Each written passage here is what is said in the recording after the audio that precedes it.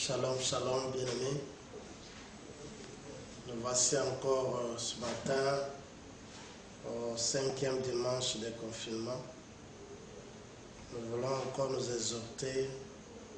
C'est par rapport à la parole que Dieu a mis dans nos cœurs. Prenons nos Bibles. Nous allons lire des textes. Le premier texte, c'est en Actes chapitre 4, verset 25. Il est écrit: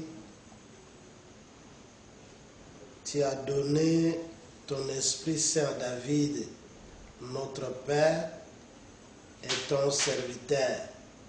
Tu as dit par sa bouche, le peuple s'agite. Pourquoi? Ils font des projets, mais pour rien. Deuxième texte,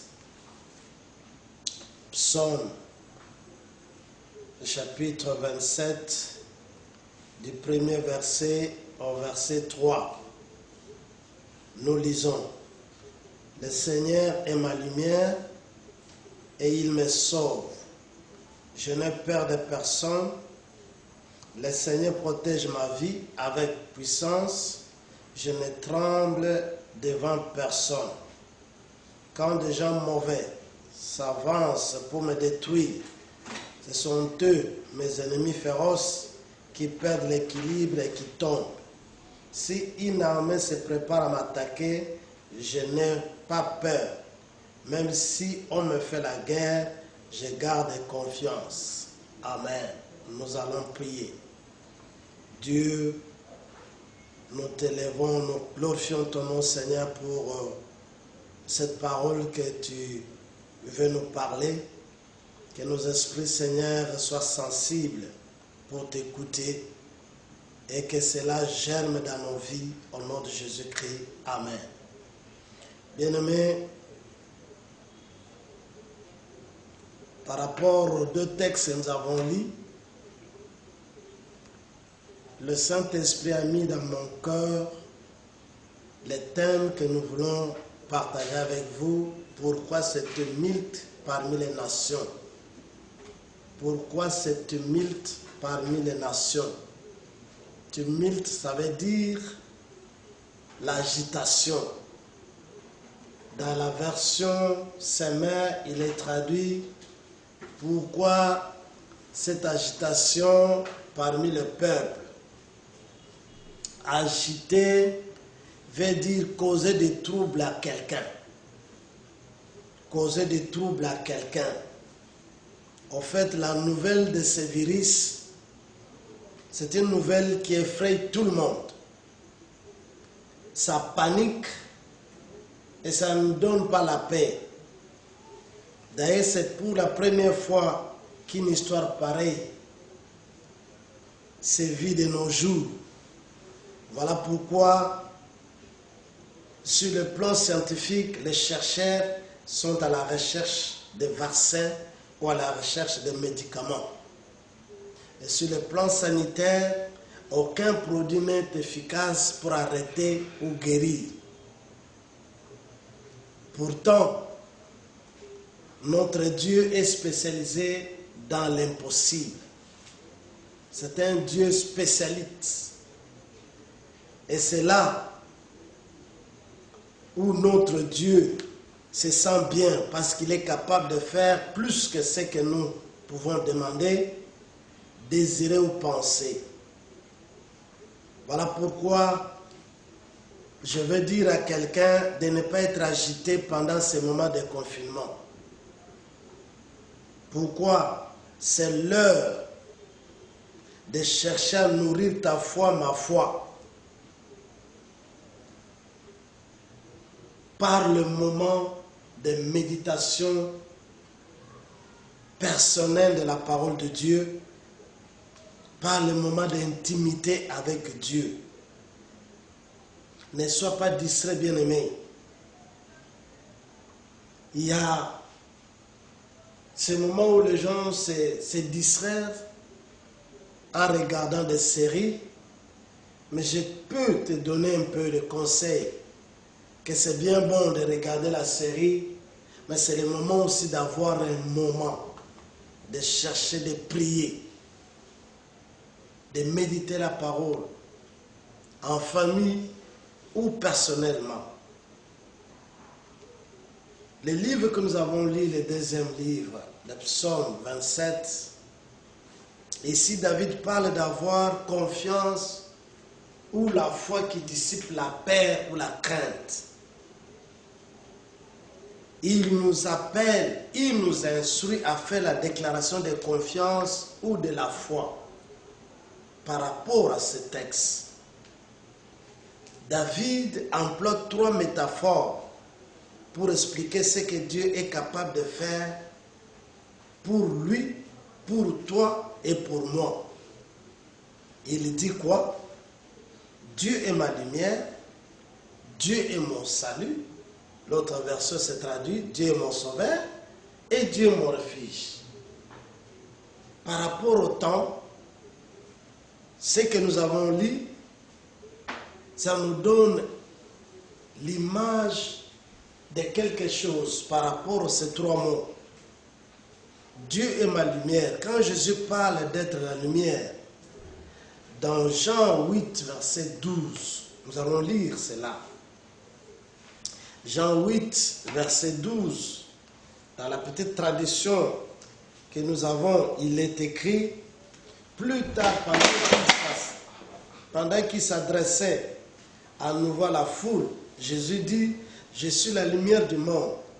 Si vous me suivez, vous ne trébucherez pas dans les ténèbres, car la lumière de la vie éclairera votre chemin. Bien-aimés, la lumière est là pour éclairer notre chemin. La lumière aussi est là pour chasser toutes les ténèbres dans notre vie. Et la lumière est là pour révéler les ennemis cachés dans notre vie. Si Jésus se présente devant nous en tant que la lumière, et David, ayant la révélation, il dit à Dieu, Dieu est ma lumière. Donc Dieu pour David, c'est quelqu'un qui devrait éclairer sa vie. C'est quelqu'un qui devait chasser les ténèbres dans sa vie. Et le même Dieu est capable de te révéler tous les ennemis cachés de ta vie. Amen, amen. Voilà pourquoi je dis que mon Dieu éclaire ta vie et qu'il chasse les ténèbres de ta vie. Et que tous les ennemis cachés de ta vie soient découverts. Parce que lui-même, en tant que la lumière, il va éclairer là où ils sont cachés. Deuxième image, il dit, Dieu est mon salut. Autrement, Dieu est mon sauveur. Dans l'Ancien Testament, souvent quand on parlait de salut, c'était souvent en relation avec une victoire remportée à la guerre ou au combat contre. Je dis même, c'est une victoire que nous cherchons à remporter sur ce virus. C'est pourquoi David nous dit que Dieu est notre sauveur. Jésus-Christ aussi est notre sauveur bien-aimé. La troisième image, c'est Jésus est mon refuge. Parlant de refuge, est un endroit où l'on pouvait être protégé contre ses ennemis. Seule chose auquel Dieu avait préparé pour nous protéger, c'est le sang de Jésus. Le sang de Jésus, c'est un refuge pour nous. Le sang de Jésus est notre protection. Voilà l'assurance que chaque chrétien doit avoir pour ne pas être sous aucune menace, pour ne pas être agité. De savoir que Jésus a versé son sang pour nous protéger. Quel que soit le virus, bien-aimé, nous entrons dans des taxi-bis. Des fois, nous sommes, malgré la distanciation qu'on a demandée, on peut s'asseoir à côté de quelqu'un qui est atteint. Mais le sang de Jésus est capable de nous protéger. Disons Amen.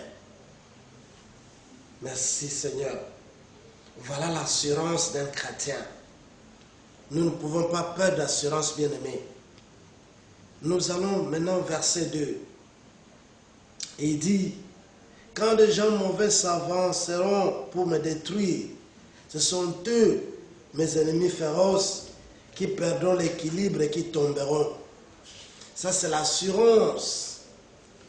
Voilà pourquoi il va plus loin pour dire, comme je suis protégé par le sang de Jésus, l'assurance qu'on doit avoir, c'est qu'on n'aura pas peur. On ne peut pas avoir peur. C'est une déclaration de la foi. De qui aurais-je peur? C'est une déclaration de la foi, bien-aimée. Pourquoi? Parce que David avait confiance à ce Dieu qu'il avait déjà protégé une fois. Aujourd'hui, nous voyons ce virus, mais nous savons parce que nous ne pouvons pas croire que Dieu nous a protégés autrefois contre un danger quelconque. Et pourquoi nous pouvons avoir peur de ce virus? Comme si Dieu est incapable de te protéger aussi. David dit, de qui aurais-je peur? Je rappelle quelqu'un ce matin pour dire, il faut avoir la foi. Pourquoi? Parce que la foi dissipe la peur. La foi dissipe la peur. Quand on a la foi, la peur ne va pas demeurer dans notre vie. La peur va fuir loin de nous. Romains chapitre 5, verset 1, bien-aimé. Verset 1, nous allons lire ça vite. Romains chapitre 5, verset 1. Il est écrit, excusez-moi, il est écrit ceci. Oui, nous avons été rendus justes en croyant. Et maintenant nous sommes en paix avec Dieu par notre Seigneur Jésus-Christ. Dans la version Semeur, il est écrit, c'est Dieu qui a déclaré que nous sommes justes par sa grâce. Ce n'est même pas par nos propres efforts, bien-aimés. Dieu a déjà déclaré que tu es juste. Et si c'est Dieu qui a déclaré que tu es juste, au travers la foi que tu avais placée, tu ne peux pas avoir peur de ce virus. Laisse-moi te poser une petite question. Est-ce que tu as déjà été déclaré juste par Dieu? Si tu as été déclaré juste par Dieu, crois-moi que Dieu prendra soin de toi. Crois-moi que ta foi va quand même résister la peur. Pourquoi, bien-aimé? Parce que la nouvelle de ce virus ne laisse personne en paix. Ça nous trouble. Or, dans Jean, 1 Jean chapitre 5, verset 4, il est traduit, les justes triomphent le monde par la foi. Je suis en train d'interpeller quelqu'un de revoir ta foi. Parce que tu es beaucoup agité et tu oublies que Dieu qui t'a justifié est capable de te protéger. Laisse-moi dire à quelqu'un que quand la peur ou l'agitation frappera la porte de ta vie, même ce virus-là, ta foi doit lui répondre qu'il y a Jésus. Qu'il y a Jésus qui était mort à la croix en me donnant la victoire dans tous mes combats. Jésus a vaincu même la mort. Et la Bible dit que Dieu est capable même, ce message je suis en train de l'adresser même aux membres de la famille dont leur frère a été atteint ou votre sœur a été atteinte. Je voudrais que vous envoyiez ce message pour lui dire, s'il a la foi en Jésus-Christ, il doit croire que Jésus est capable de le guérir parce qu'il est Yahweh Rapha. Il est Yahweh Rapha. il nous donne la victoire dans tous nos combats. J'ai dit toute chose ou personne, toute personne qui t'arrache la paix, c'est un ennemi. Et en tant qu'ennemi, Jésus l'a déjà vaincu. Il faut, dans la foi que je suis en train de parler, d'avoir la foi d'Abraham et de ne pas avoir la foi de Thomas. Parce qu'il y a une différence entre la foi d'Abraham et la foi de Thomas. La foi d'Abraham, c'est une foi basée sur la parole de Dieu. C'est une foi basée sur la parole de Dieu et on appelle ça une foi du cœur. C'est ça la foi d'Abraham. C'est une foi du cœur. C'est une foi qui voit l'invisible. Mais la foi de Thomas, c'est laquelle? C'est une foi qu'on appelle la foi intellectuelle. Une foi basée sur ses sentiments. Une foi où on ne voit pas le visible, mais on voit seulement le visible. Pourquoi, bien-aimé? Parce que Thomas avait un problème. Dans Jean chapitre 20, verset 24-29, Thomas, on veut lui dire que Jésus est ressuscité. Mais Thomas ne pouvait pas croire. Pourquoi? Parce que pour Thomas, Jésus, dont on avait percé les mains, Jésus, on avait transpercé les côtes, physiquement, Thomas savait que Jésus était mort. Alors, lui parlait 3 jours après que Jésus est ressuscité. En tout cas, ça ne pouvait pas tenir. Pourquoi? Parce que pour Thomas, c'est bien bon. Même si on parlera de la résurrection, mais ce n'est pas dans 3 jours. Ça, c'est la vision, ça, c'est la foi intellectuelle que nous demandons à nos bien-aimés. Thomas était chrétien. Il y a des chrétiens qui ont cette foi-là, qui ne peuvent même pas croire que Dieu peut guérir même ces virus. Amen, amen. Que mon Dieu vous bénisse. Ayez la foi d'Abraham, de croire que quel que soit ce que les virus peuvent venir, les combats, Dieu me donnera toujours la victoire. Amen. Je suis en train de citer, vous savez que ce n'est pas le moment de beaucoup prêcher. Voilà cette petite déclaration que je vais faire dans Nombre chapitre 31, verset 49. On parle de Moïse lorsque le peuple était attaqué. Il y a cette parole que je voudrais clôturer mon message. Il y a des soldats qui étaient engagés au combat, qui sont revenus à Moïse pour lui dire, après la guerre, nous avons compté. Il n'y a personne qui a manqué parmi nous.